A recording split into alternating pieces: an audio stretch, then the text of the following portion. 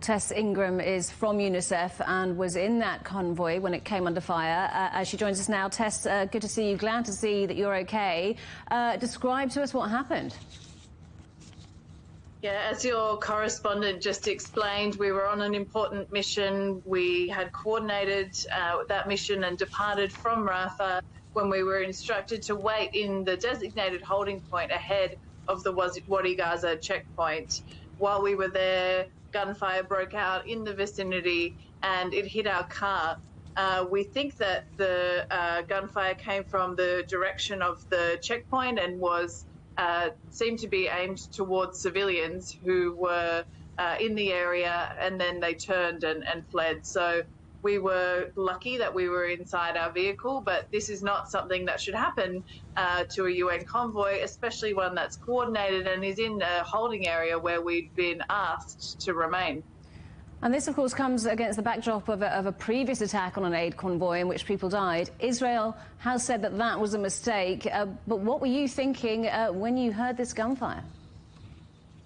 Yeah, look, we were shocked because it's really unexpected, like something like this would happen at that sort of holding point. And I was concerned for the well-being of the civilians who were outside, not in an armoured car like we were.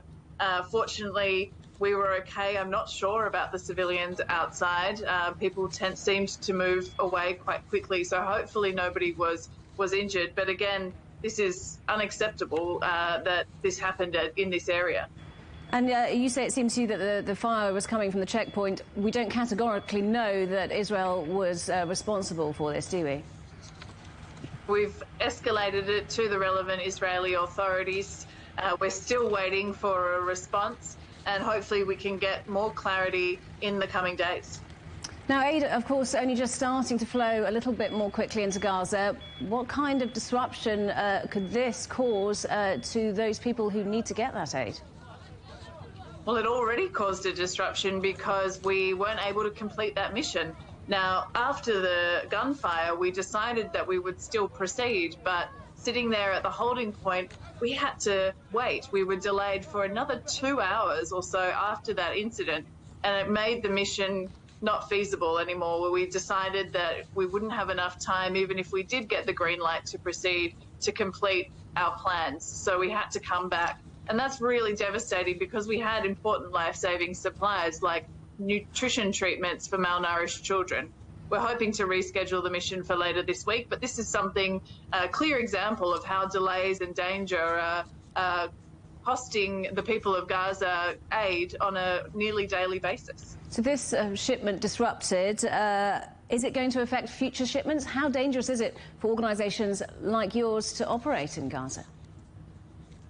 It's really dangerous at the moment. It's unacceptable. We know that the coordination systems that are meant to protect us are failing. That was clear in the World Central Kitchen incident last week, and I think it's clear again with what happened to us on Tuesday. So we're seeking a...